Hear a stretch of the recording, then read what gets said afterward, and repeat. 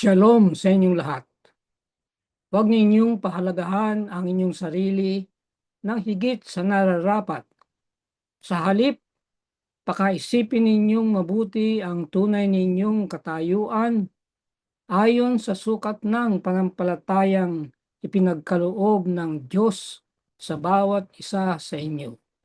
Roma 12:3.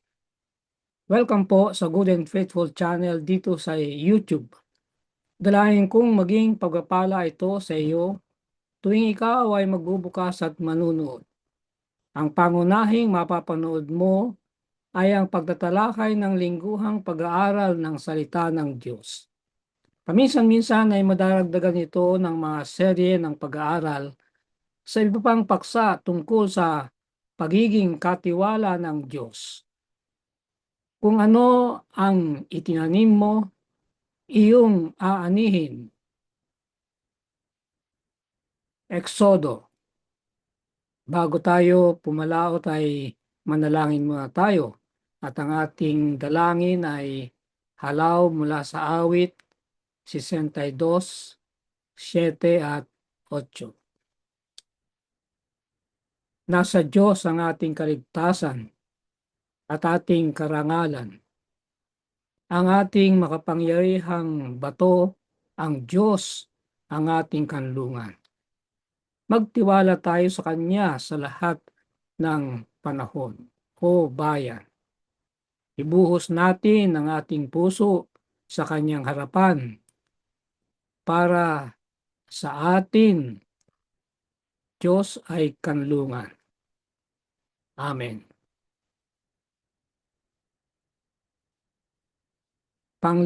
Panglimang leksyon, Paskwa. Exodo 12:26 at 27. Kapag itinanong sa inyo ng inyong mga anak, anong ibig ninyong sabihin sa pagdiriwang na ito? Inyong sasabihin, ito ang paghahandog ng Paskwa ng Panginoon, sapagkat kanyang nilampasan ang mga bahay ng mga anak ni Israel sa Ehipto, nang kanyang patayin ang mga Ehipsyo at iniligtas ang ating mga bahay.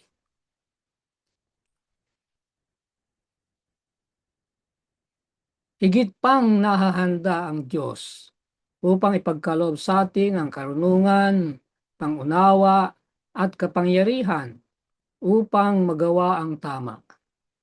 1 Corinto 1:30 at Filipos 2:13. Ang problema ay nasa ating sariling pusong sutil. Laging ayaw nating gawin ang tama. Sa salaysay ng Eksodo, ang pagtanggi ng isang tao upang sumunod sa Diyos kahit pa humaharap sa nakalululang ebidensya ay nagdala ng trahedya sa maraming iba pa maliban sa kanyang sarili, na sa bagay ay madalas ganyan ang nangyayari. Tama ito, hindi ba? Tayo'y nagkakasala at maraming mga inosente ang nadadamay. Kasalanan ng mga anak, damay ang magulang. O ang magulang nagkasala, damay ang inosenteng anak. Sangkaanib na iglesia, nagkasala, maaaring ang buong iglesia ay damay. Ganyan talaga ang madalas na nangyayari. Tatlong paghahati. Una, ang pansampung salot. Ikalawa, ang huling salot. At ikatlo, ang taunang kapistahan ng Paskwa. Tatlo ang tatalakayin din sa una. Isa pang salot, pagpapagaling ng katawan, at Pesak. Doon sa ikalawa, tatalakayin ang banal na hatol. At sa ikatlo, ang pagpasa ng sulok. Yung unang pagkakahati at unang pagtatalakay, Exodo 11:1, 4 at 5. Sinabi ng Panginoon kay Moises, "May isa pa akong salot na dadalhin sa Faraon at sa Ehipto. Pagkatapos nito ay papahintulutan niya kayong umalis dito. Kapag pumayag na siyang kayo'y umalis, kayo'y itataboy niyang papalayo." Sinabi ni Moises, "Ganito ang sinasabi ng Panginoon, sa hating gabi ay lalabas ako sa gitna ng Ehipto. Lahat ng mga panganay sa lupain ng Ehipto ay mamamatay. Mula sa panganay ng Faraon na nakaupo sa kanyang trono hanggang sa panganay ng aliping babaeng nasa likuran ng gilingan at ang lahat ng mga panganay ng mga hayop."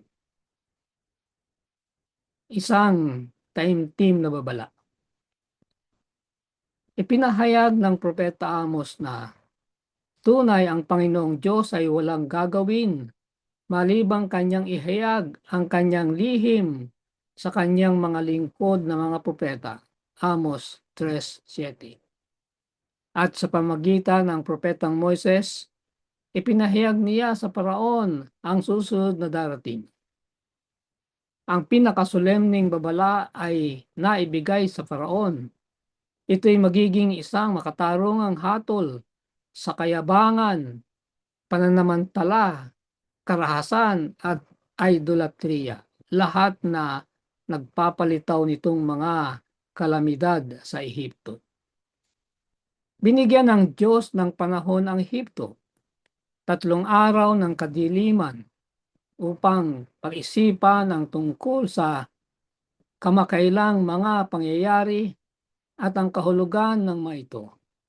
Nagbigay din siya ng huli niyang malinaw na babala, ang huling pagkakataon upang gawin ang tamang bagay. Yun palang ikasyam na salot, yung 3 araw na kadiliman, ay ang intensyon ay bigyan sila ng panahon na makapag-isip. Siya nga naman, 3 araw na madilim, pusikit na madilim, wala kang makikita, ay mapepersa kang mag-isip yung mga nakaraang mga salot at yung maaari pang dumating na salot. Sapat na yung 3 araw na yun na maunawaan nila dapat ang mga nangyari at ang maaaring mangyari pa. Ito'y makabuluhan. Subalit sinabi ng Exodo 11:8 na si Moises ay umalis sa harapan ng Faraon na may matinding galit. Bakit aalis si Moises sa galit? Nagalit. Malamang dahil alam niya ang trahedya ang 10 salot ay tatamaan ng maraming inosenteng tao. Lahat ay dahil sa katigasan ng puso ng Faraon. Bagamat hindi sinasabi itong tuwiran sa banal na kasulatan, posibleng ito ang talagang nangyayari sa puso ng Faraon. At nakita ni Moises na maraming inosente ang madadali dahilan sa kapasyahan ng Paraon. At saka, ang bilang na 10 ay makabuluhan sa biblikal na simbolismo. Kumakatawan ng 10 sa kapunuan o kabuuan. Makikita natin ito sa 10 utos ng banal na kautosang moral. Ang 10 Ehipsyanong salot ay nakaturo sa lubos na pagpapahayag ng kanyang katarungan at kagantihan. Ang Diyos ay ang hukom. Ang Diyos ay ang hukom at siya'y laban sa kayabangan, walang katarungan, diskriminasyon, pagmamataas at pagsasamantala, kalupitan at pagkamakasarili. Siya ay nasa panig ng mga nagdurusa, inaabuso, minamaltrato at pinag-uusig. Isasagawa ng Diyos ang katarungan na tunay na isa pang kapahayagan ng kanyang pag-ibig. Dapat din tayong subukan ang pinakamabuting magagawa natin upang maging maibigin at makatarungan. Gayunman, maaari tayong madaling mahulog sa mga sukdulan sa isang paraan o iba pa. Mula sa pag-ibig, nagbubulag-bulagan tayo sa mga mali, sa mga bagay na kinakailangang ituwid. O magagawa nating buong lamig na isagawa ang katarungan na parang ito isang bagay na gawa sa asero. Alinmang sukdulan ay hindi tama. Both extreme, hindi tama. Sobra yun eh. Sa halip, ito ang huwaran. Marcos 6:8. At ano ang itinatakda ng Panginoon sa iyo? Kundi gumawa ng may katarungan at umibig sa kaawaan at lumakad na may kapakumbabaan na kasama ang iyong Diyos. Ito yung pamantayan. Kung hindi tayo makakakuha ng lubos na balanse, na mahirap mangyari yan, bakit mas mabuting magkamali sa panig ng awa sa halip ng katarungan? O ito ba? Kasi hindi natin alam ang lahat, ang hinaharap o ang talagang nangyayari. At baka ang ating kapasyahan ay mali. Kung ganon, hindi magiging katarungan. Mas mabuti na magkamali tayo pero ang pinili natin ay awa. Pangalawang pagtatalakay, pagpapagaling ng katawan, Exodo 12:12 at 13. Sapagkat ako'y dadaan sa lupain ng Ehipto sa gabing iyon at aking pupuksain ang lahat ng mga panganay sa lupain ng Ehipto, maging tao man at hayop, at ilalapat ko ang hatol laban sa lahat ng mga Diyos ng Ehipto. Ako ang Panginoon. Inuulit dito na ang lahat ng salot ay laban sa mga Diyos ng Ehipto, mahigit 1,500. Bagamat ang mga binabanggit na Diyos dito sa liksing ito, marami sila, ay talagang itinatapat sa uri ng salot. Kitang-kita na sila ang pinapatungkulan. Talatang 13. Ang dugo ay magiging sa inyo'y isang tanda sa mga bagay na inyong kinaroroonan. At kapag aking nakita ang dugo, lalampasan ko kayo at walang salot na papatay sa inyo kapag pinuksa ko ang lupain ng Ehipto. Yun ang utos sa mga Israelita na matapos na kanilang patayin yung kakain nilang tupa, ang dugo nito ay ipapahid nila sa mga hamba ng pintuan at yung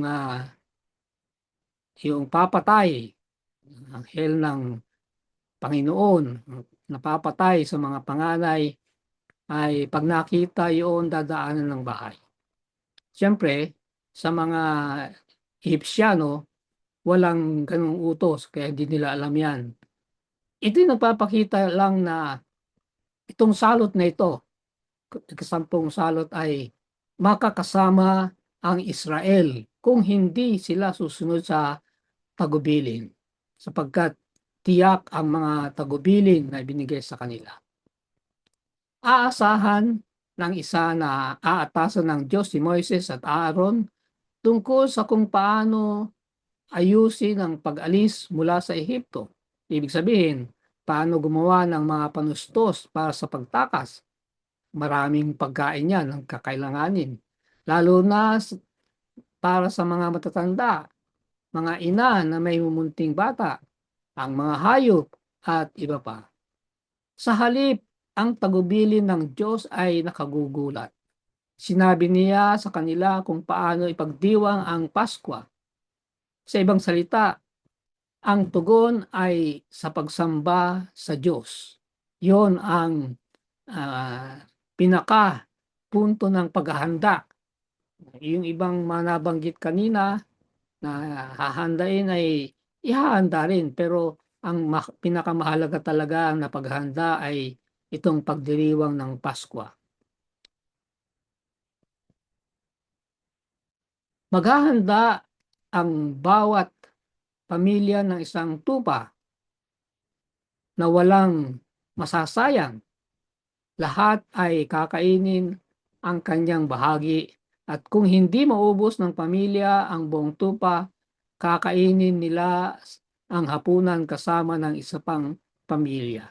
Kung maliit ang pamilya, sasamahan sila ng isa pang pamilya para maubos ang tupa na ihahanda. Ang kahulugan ng Paskwa. Palaging ipagdiriwang ang eksodo bawat taon. Hindi lamang bilang paggunita ng isang nakaraang pangyayari na kung ano ang nagawa ng Diyos para sa kanilang ninuno, kundi bilang ang pagsasakutuparan din ng kilos pagpapalaya ng Diyos para sa kasalukuyang henerasyon. Ito'y magiging isang bagong karanasan para sa bawat grupo. Ipinapaliwanag ng mga talatang 12 at 13 ang kahulugan ng Paskwa. Ang banal na hatol ng pagwasak ay lalampasan ang mga Israelita, kaya gugunitain nila ang Paskwa. Ang salitang ito ay isang kombinasyon ng dalawang salita, lampas at ibabaw, dahil ang pagwasak ay lumampas sa ibabaw ng mga bahay ng Israelita na ang poste ng pintuan ay namarkahan ng dugo ng tuba, ang tanda ng buhay at kaligtasan. Dugo, yan. Kaya nga mahalaga ang kamatayan ng Panginoong Hesus sa isyu ng kaligtasan. Sinasabi ng Biblia, kung walang pagbubuhos ng dugo ay walang kaligtasan. Sa Hebreo, ang pangalan ng Pasko ay Pesach, mula sa isang pandiwa na nangangahulugang upang lumampas sa ibabaw. Pag-aalala ng kabutihan ng Diyos. Ang pagdiriwang ng Pasko ay upang magpaalala sa bawat Israelita ng makapangyarihan at mapagbiyayang mga gawa ng Diyos sa ngalan ng kanyang bayan. Ang pagdiriwang na ito ay tutulong upang makuha ang kanilang pambansang pagkakakilanlan at tatatakan ang kanilang panindigan sa relihiyon. Bakit napakahalaga na laging tandaan ang ginawang mabuti ng Diyos para sa iyo ng nakaraan at pagtiwalaan na gagawin naman niya ang mabuti para sa iyo sa hinaharap?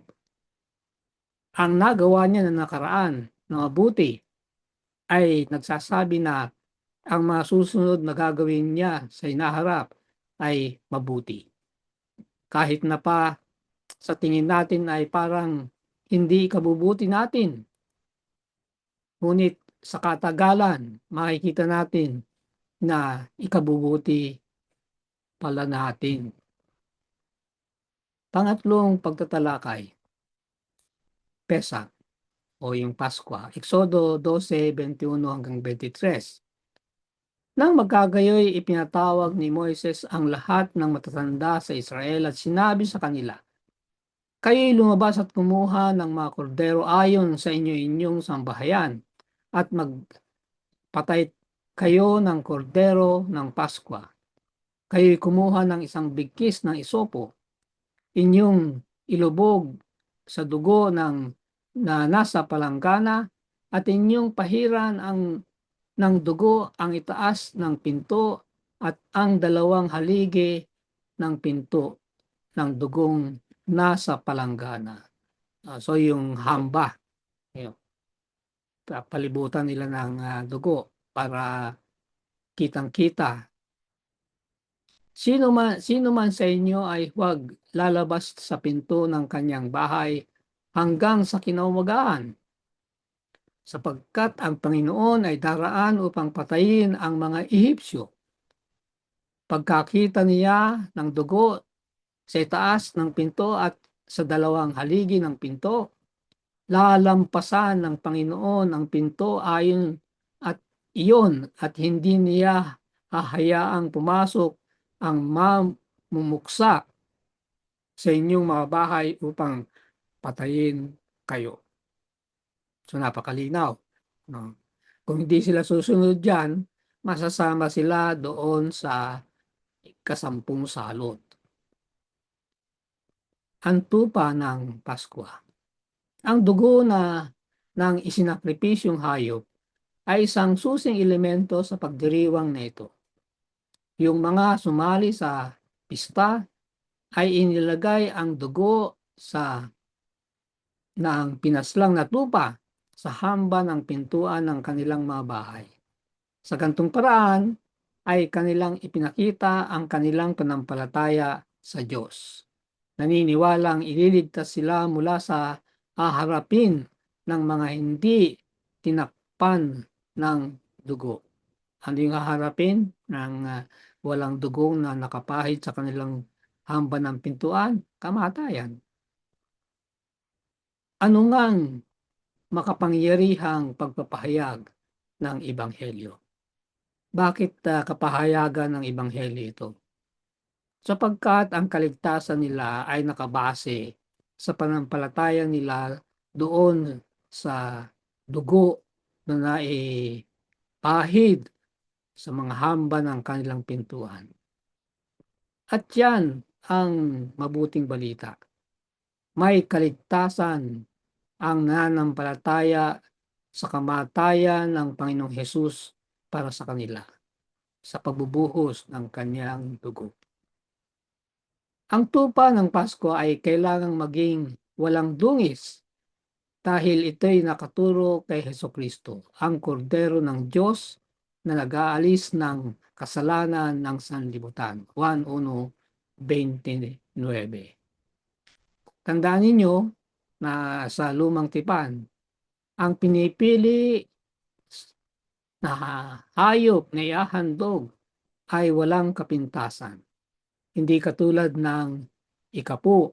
Ang ikapu ay kung ang tupa ng ikapu ay natapat sa isang hayop na may diferensya, hindi papalitan yan.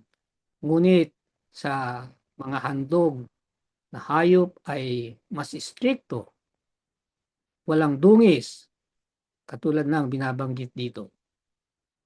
Ang dugo ng hayop gumaganap ang isang mahalagang papel. Ito'y sumisimbolong proteksyon at ang tanda ng buhay sa isang panahon ng kamatayan. Sabi sa Exodo 12:13, kapag aking nakita ang dugo, lalampasan ko kayo at walang salot na papatay sa inyo kapag pinuksa ko ang lupain ng Ehipto. Maliwanag talaga na sa ikasampung salot, kung hindi sila susunod, ay pati sila ay sasalutin, yung mga hindi sumusunod. Naipayag ang walang hanggang ebanghelyo. Ang buong ebanghelyo ay kaakibat sa pagdiriwang ng Pasko dahil ito'y nakaturo hindi lamang sa kalayaan mula sa pagkalipin at pagpunta sa lupang pangako, kundi sa sakripisyo ni Hesukristo para sa ating mga kasalanan at kanyang mga merito na ilalagay sa lahat na natakpan ng kanyang dugo.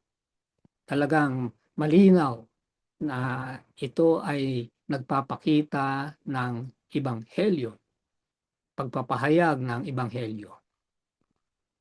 Makalipas ang daang-daang taon, samantalang nagbabalik tanaw si Pablo rito sa pagdiriwang isinulat niya, alisin ninyo ang lumang pangpaalala upang kayo'y maging bagong masa.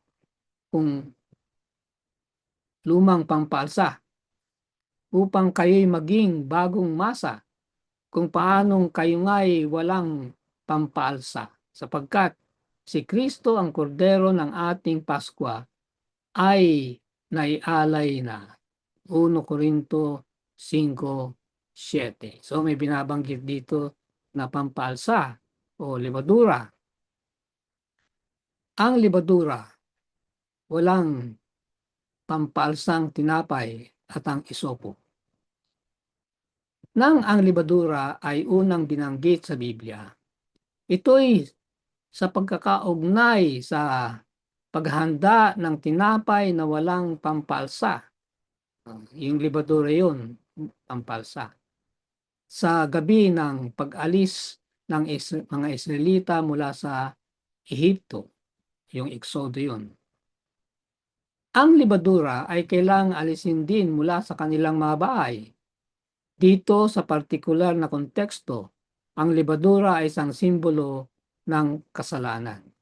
Kaya yung walang libadurang tinapay ay kailangan, pagkat ang simbolo ng kasalanan ay libadura. 1 Corinto 5:6-8. Kaya ito'y hindi gagamitin sa panahon ng kapistahan ng Paskwa sa loob ng isang linggo. Ang tinapay na walang pampalsa ay isang simbolo ng walang kasalanang Mesyas na pagtagumpayan ang lahat ng tukso at ibinigay ang kanyang buhay para sa atin. Isang bugkos ng isopo kung saan ang dugo ay nailubog ay sumisimbolo ng dumadalisay na biyaya ng Diyos. Awit 51:7. Sa madaling salita, sa buong Pesak o Paskwa, ang nagtutubos na gawain ni Jesus ay naihayag. Ano ang itinuturo nito sa atin ng katotohanang kinakailangan ang dugo ni Jesus, ang Diyos mismo, upang magbayad para sa kasalanan at tungkol sa kung gaano kasama ang kasalanan. So sinasabi rito na napakahalaga ng dugo sapagkat yun ang itinatapat sa kasalanan. Yun ang kabayaran ng kasalanan, kamatayan. Kaya nga, nagsasabi rin ito na ganun katindi ang kasalanan, kamatayan ng katapat. Pangalawang pagkakahati, ang huling salot, at tatalakayin ang banal na hatol, Exodo 12:20-9-30.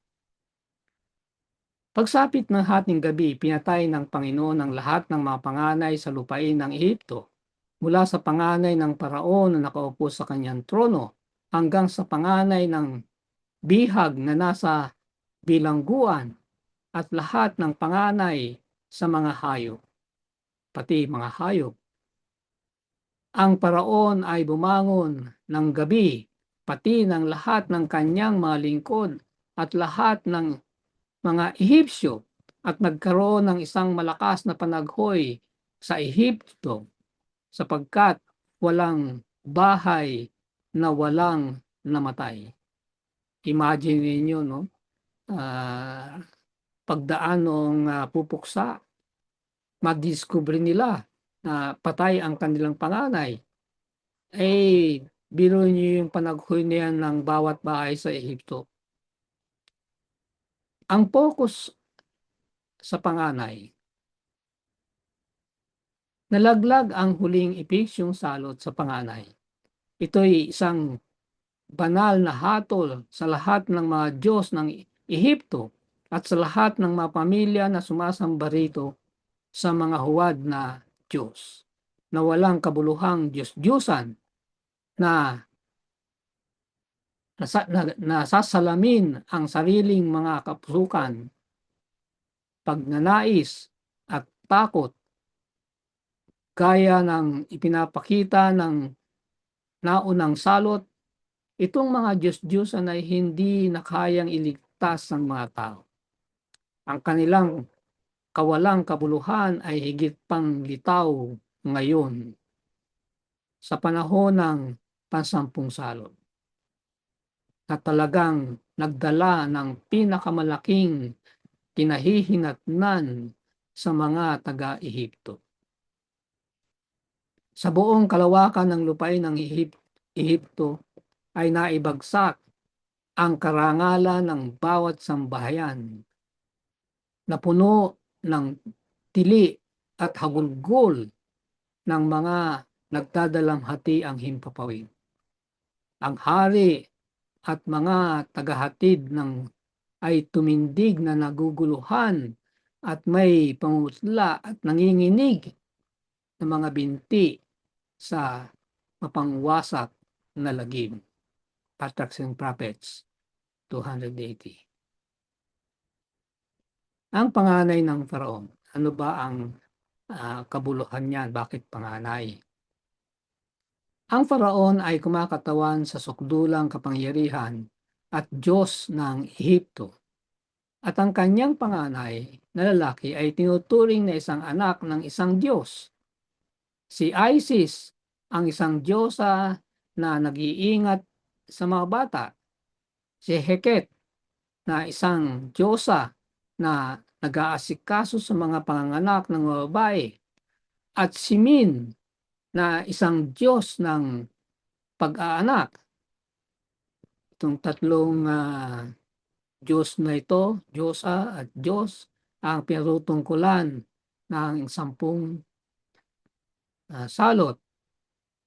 Bukod sa mga ito, may mga iba-ibang Ehipsyong Diyos ang ng fertilidad. Kasama sila. Lahat ng mga Diyos na ito'y walang kapangyarihan upang ihahambing sa buhay na Panginoon.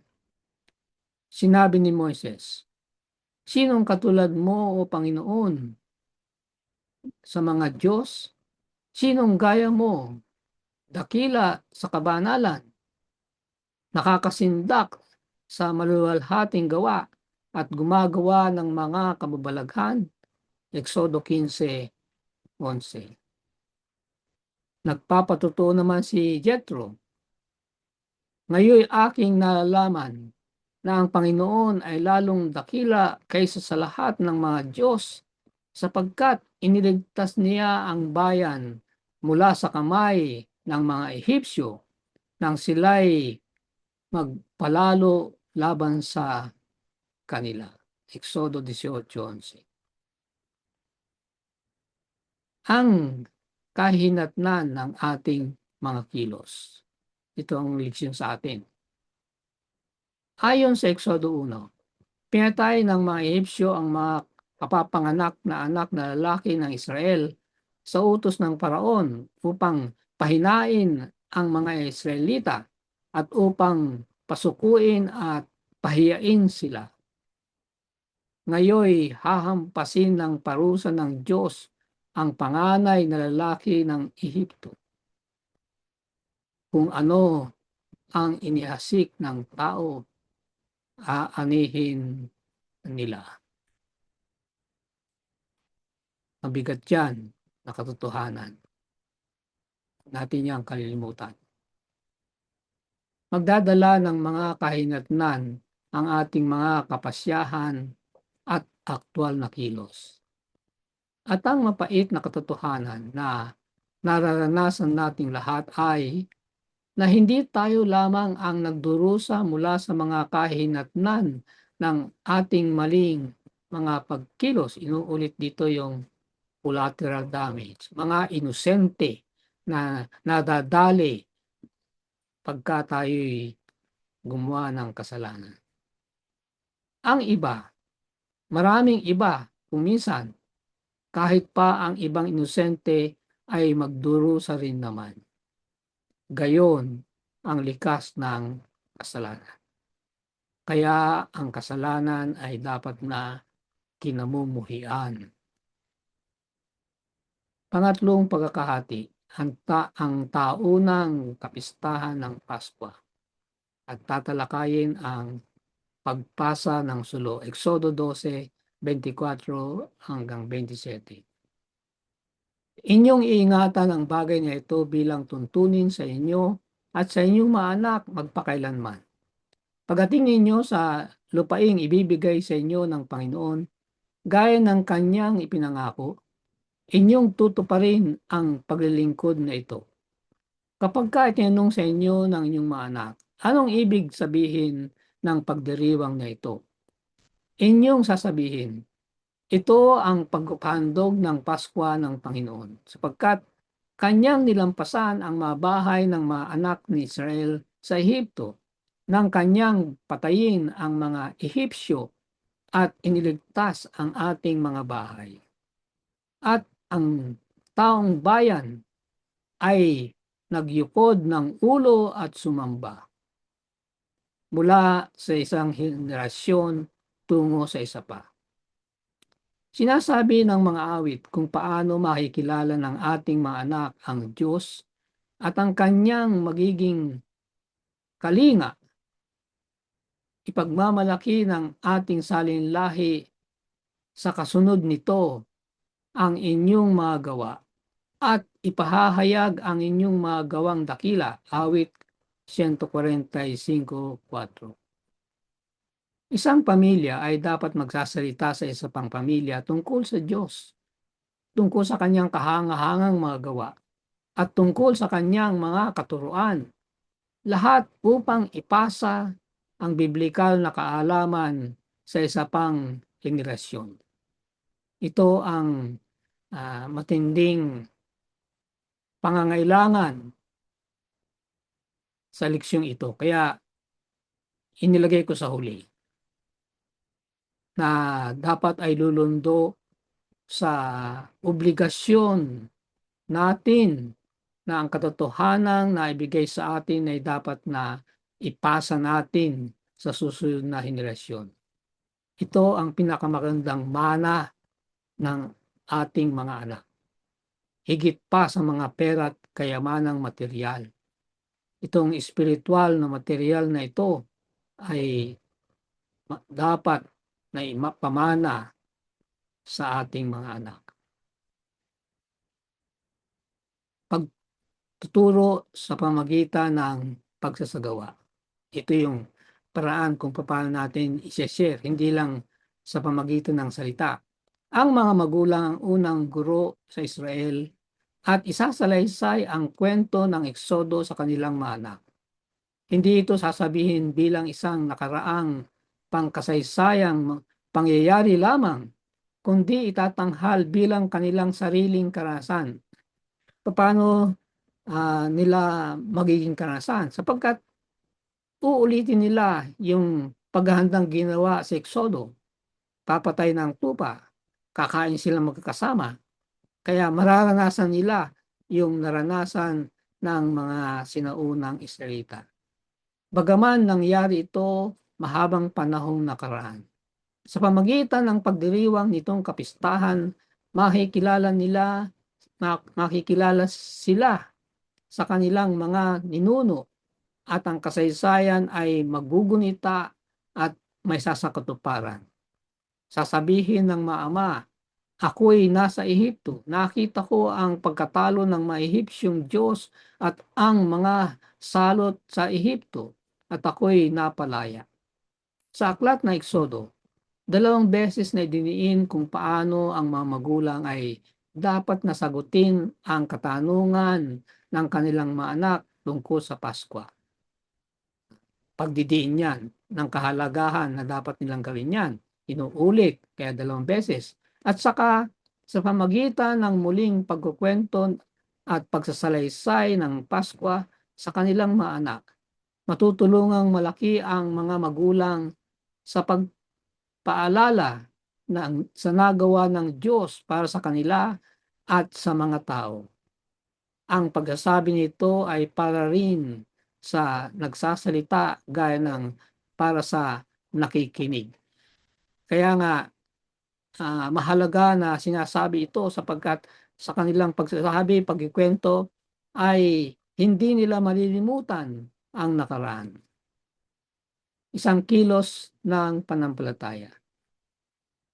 Kapaki-pakinabang na mapansin na ang mga Israelita na nasa Ehipto pa nang masabihang ipagdiwang ang pagpapalaya mula sa Ehipto.